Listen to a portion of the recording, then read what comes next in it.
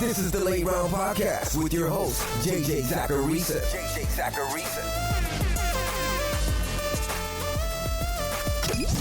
What's up, everyone? It's JJ Zacharisa, the editor-in-chief at FanDuel and at NumberFire.com, and this is episode 462 of the Late Round Podcast, one of the many shows that are part of the FanDuel Podcast Network.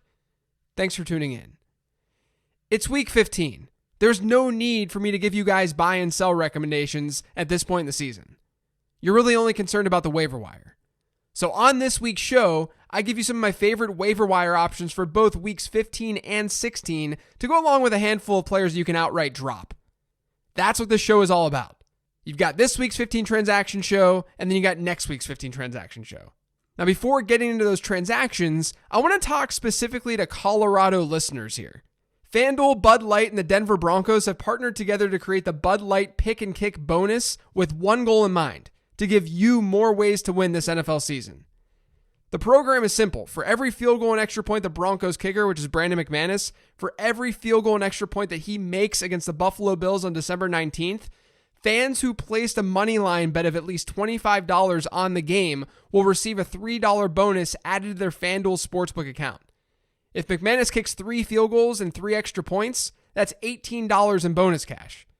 December 19th is right around the corner, so crack open a Bud Light, download the FanDuel Sportsbook mobile app, and place your bet today. Add Jalen Hurts. Now look, if you didn't start Jalen Hurts in week 14, don't beat yourself up. It was a tough matchup, he's a rookie quarterback, and he was getting his first start. We didn't know which direction this could go in. But it went in a positive one. Because in that game, he carried the ball 18 times for over 100 yards. He gave us that cheat code in fantasy football. And that's why he was an ad on this show last week. You probably weren't going to use him against the Saints, but if he showed up, which he did, you now have a viable quarterback option. Because over the next 2 weeks, Jalen Hurts gets Arizona and Dallas. Those are 2+ matchups when looking at adjusted fantasy points allowed to quarterbacks. So of all quarterback streamers that you could possibly add this week, Jalen Hurts is number 1. Drop Todd Gurley. Now, despite playing the last couple of weeks, Todd Gurley has not looked 100% healthy. And that's also reflected in his workload. He's had about a 35% running back rush share over this time, and he's played no more than 37% of the Falcons' snaps in a single game. Now he has a game this week against the Buccaneers. Because of that matchup, one of the tougher matchups in the league, he's probably not going to do that much. And then based on that potential down performance, even if his backfield share numbers look decent against Tampa Bay, because of a potential down performance, you're probably not going to have that much confidence in playing Todd Gurley in week 16. So let's just avoid the headache. In casual leagues, in most leagues, you can probably drop Todd Gurley. Hold Deontay Johnson. Now look, guys, you know that I love me some Deontay Johnson. He was one of my favorites in the pre-draft process this year. I was into him. I have him on a lot of my fantasy teams. And seeing him get benched in the first half against the Bills, that wasn't fun. But don't let drops get in the way of what's going on in fantasy football. One of the things to always keep in mind, and one of the things I always talk about on this show, is that targets are earned. In order for a wide receiver to see a target, he has to be good and he has to get open. The reason I say that he has to be good is that if Deontay Johnson wasn't good, Ben Roethlisberger wouldn't feed him.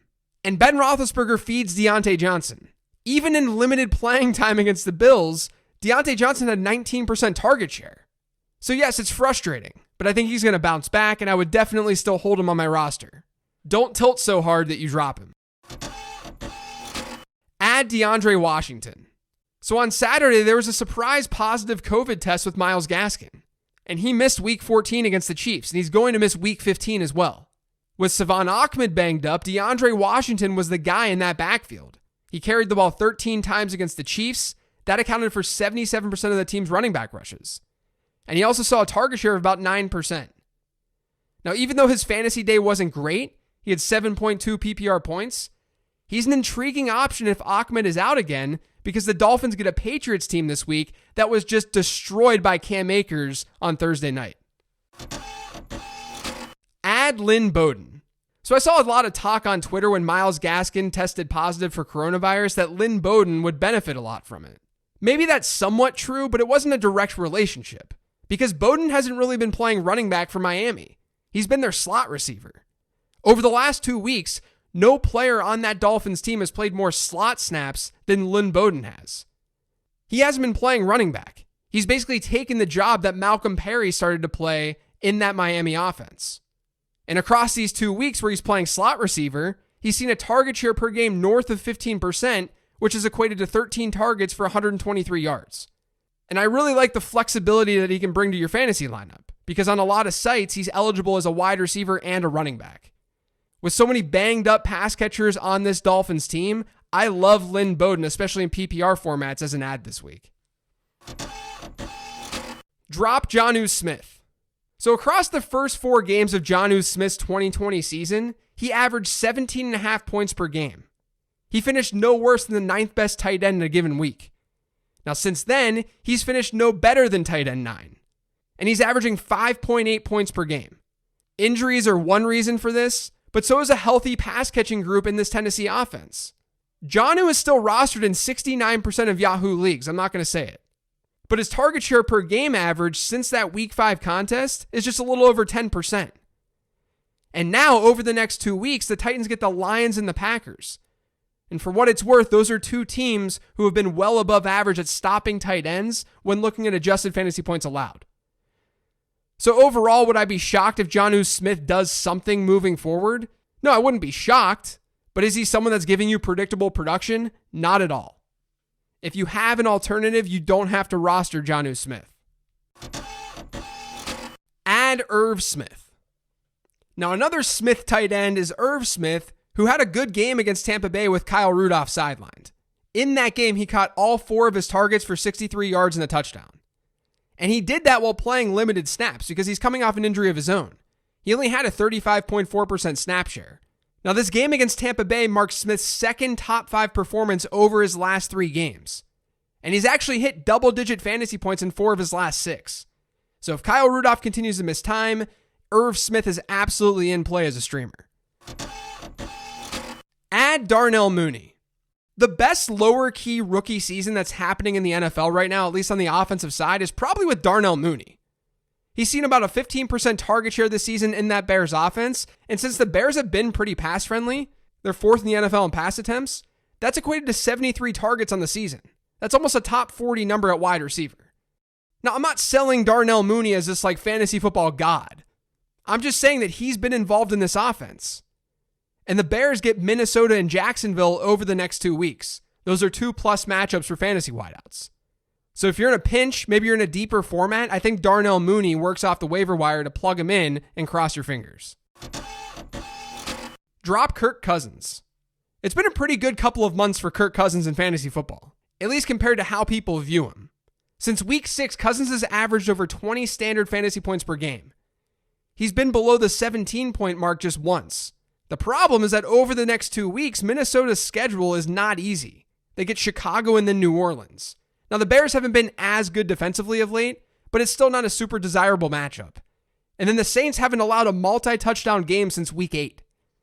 So in most leagues where there are decent quarterbacks available on the waiver wire, you're probably better off just streaming rather than using Kirk Cousins. Hold Jared Goff. Now, on the flip side, Jared Goff is coming off a bad performance against New England, but we kind of expected that. I talked about that briefly on the matchup show last week, that I didn't really like Jared Goff. But the good news is over the next 2 weeks, the matchups are a lot better. He gets the Jets this week. That's the 3rd best matchup in terms of adjusted fantasy points allowed. And then he gets the Seahawks. Now, Seattle's played a little bit better defensively of late. They're definitely better than they were to start the year. But over the last 2 weeks, do keep in mind, they faced Colt McCoy and Sam Darnold. Across the entire season, for what it's worth, they've been the 4th best matchup for fantasy quarterbacks.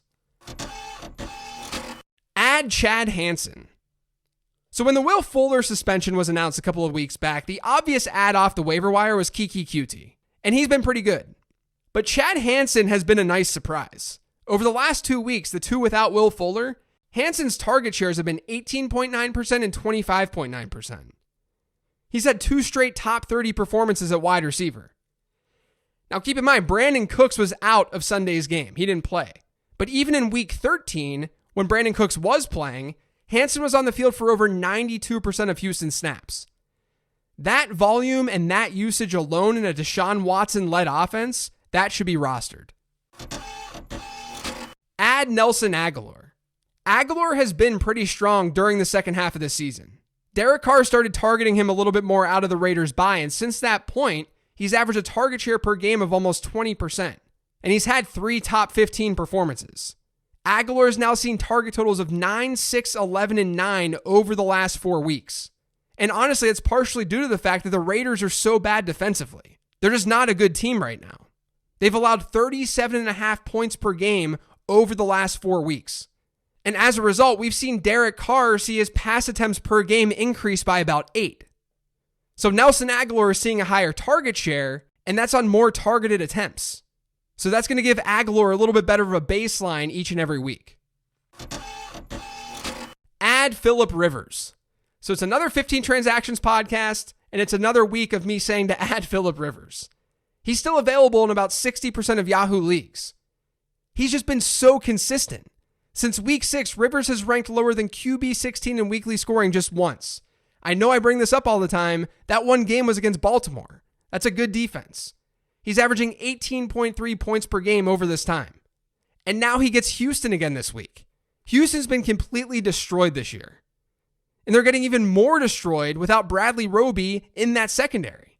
Without Roby this season, Jake Luton scored 21 fantasy points against the Texans. Mitch Trubisky last week, he hit 25 points. And remember, 2 weeks ago, Rivers threw for 285 yards and 2 touchdowns. This Houston secondary is very, very beatable. And that makes Phillip Rivers a nice streamer. Add the Minnesota Vikings defense.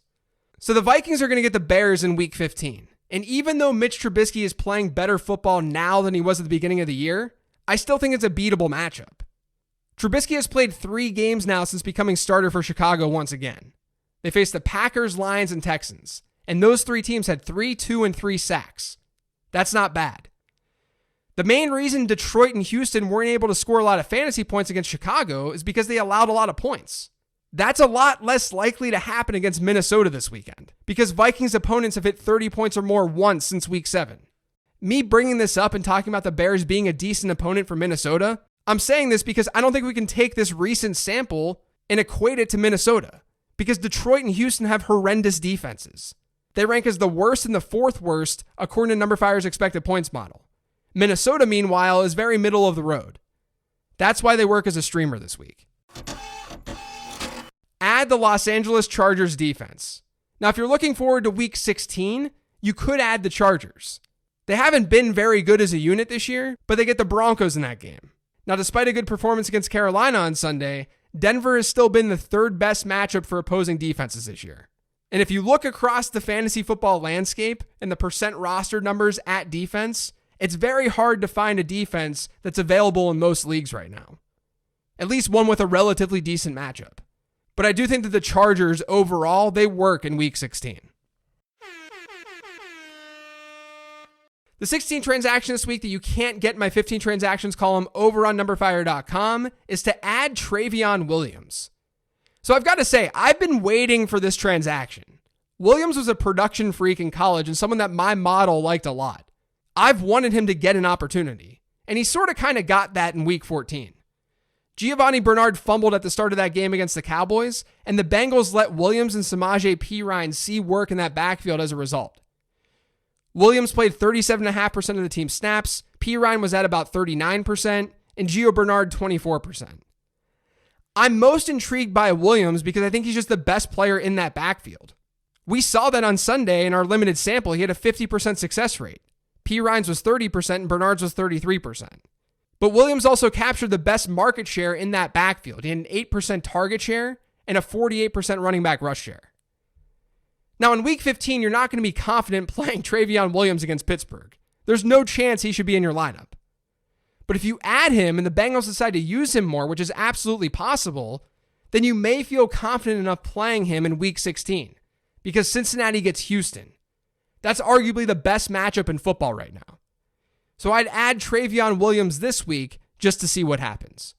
That's going to do it for today's show, though. Thanks to all of you for listening. If you've yet subscribed to Late Round Podcast, make sure you are by searching for it pretty much anywhere podcasts can be found. And don't forget to follow me on Twitter @LateRoundQB. Thanks, everyone. I'll talk to you tomorrow.